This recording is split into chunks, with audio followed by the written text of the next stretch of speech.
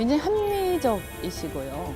의회주의자입니다. 그래서 국회에서 많은 그 사회적 갈등이나 여러 가지 사안들을 우리가 협상을 통해서 해결할 수 있다 이렇게 믿고 추구하는 그런 분이십니다.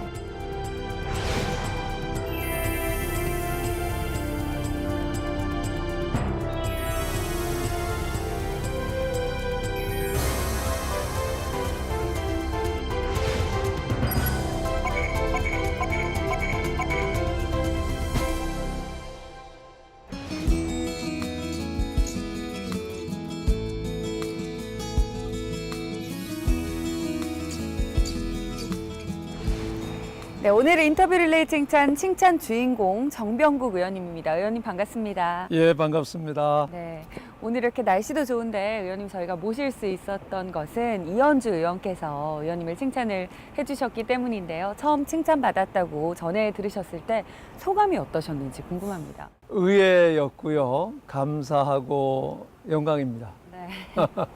네, 두 분이 오랫동안 이렇게 칭찬 받으시고 또 칭찬 주고받으신 것을 기억하시라고요. 저희가 특별한 선물 하나 준비했는데요.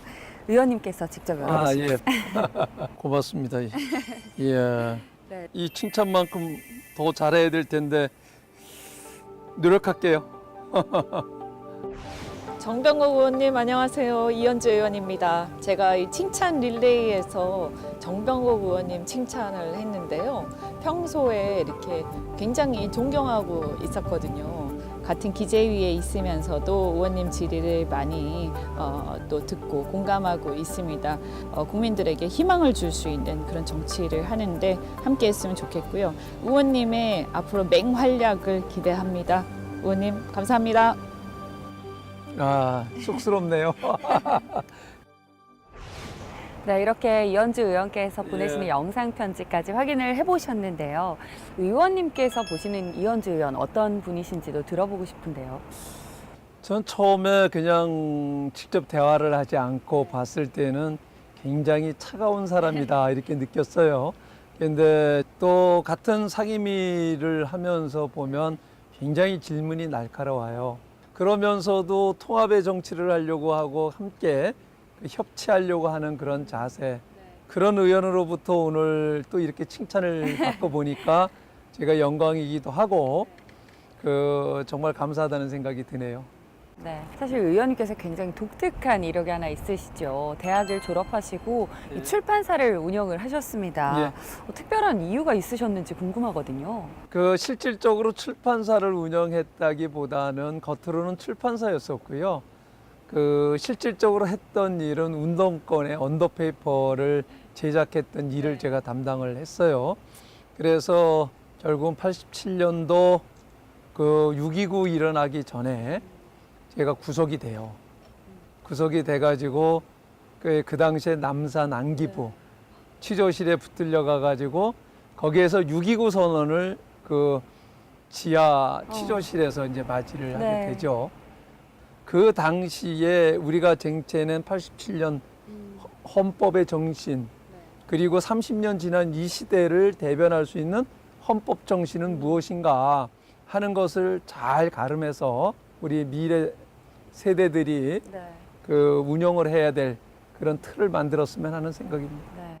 최근에 나는 반성하다 다시 쓰는 개혁보수라는 책을 집필을 하셨습니다. 이 책 어떤 책인지 그리고 앞으로 기대하는 변화는 무엇인지 말씀 들어보고 싶습니다. 지금 말씀하신 대로 제가 87년도 6.29 선언을 맞이를 하고 그 이후부터 정치에 이제 입문을 했어요. 그렇죠. 그래서 이제 올해로 꼭 30년이 됐습니다.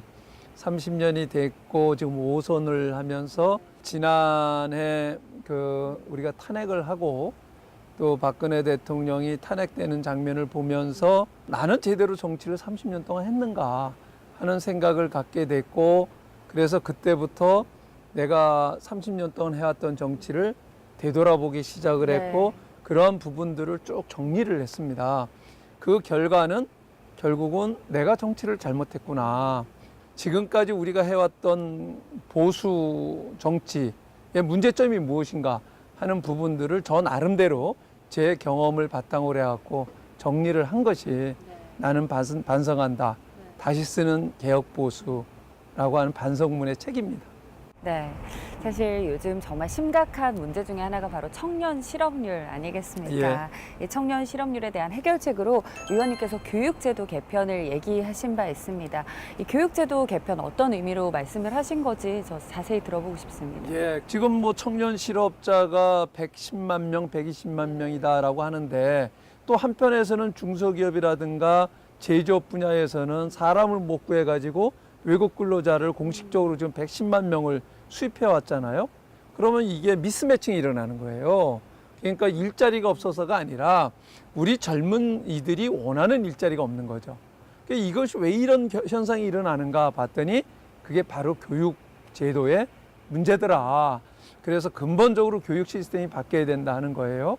그래서 제가 제시를 하는 게 엔터러지 시스템이라고 제가 만들었는데 기업이 원하는 인력들을 스스로가 커리큘럼을 짜고 네. 지금 대학 당국에다가 위탁을 시켜서 공동으로 교육을 해서 그 인력 충원을 하자 하는 거예요. 그렇게 되면은 사교육도 없어질 거고 입시 지옥에서 또 젊은이들은 해방시켜주고 가정은 그 교육비로부터 해방을 네. 시켜주고 이렇게 되게 되면 저출산 문제도 해결이 될 수가 있고 양극화 문제도 해결이 될 수가 있다 하는 주장을 하는 겁니다. 네.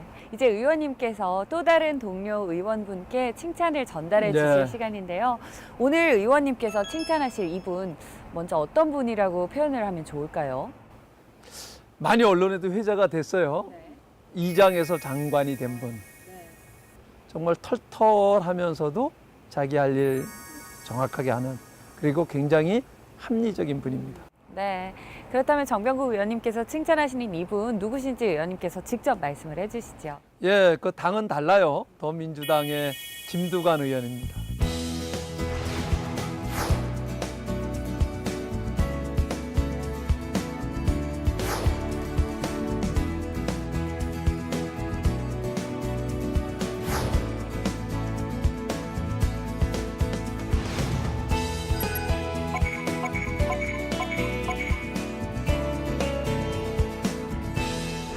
김의원 정병국입니다. 이거 뭐 김의원 칭찬하려고 그러니까 쑥스럽네. 그래도 어떡해요. 김의원 잘하고 있는데 그 늘 국회에 들어와서도 옛날 젊은 시절에 그 뜻을 잃지 않고 그 자세 잃지 않고 초지일관하는 모습이 좋고 우리 젊은 시절에 그 꿈꿨던 세상 우리 김의원과 함께 논의하면서 함께 풀어가길 바랍니다. 김의원 화이팅 하십시오.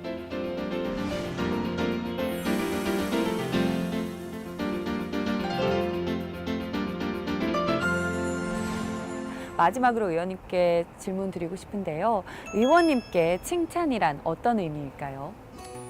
칭찬은 관심이라고 생각을 해요. 관심이요. 네. 누구에게나 칭찬은 좋은 거잖아요.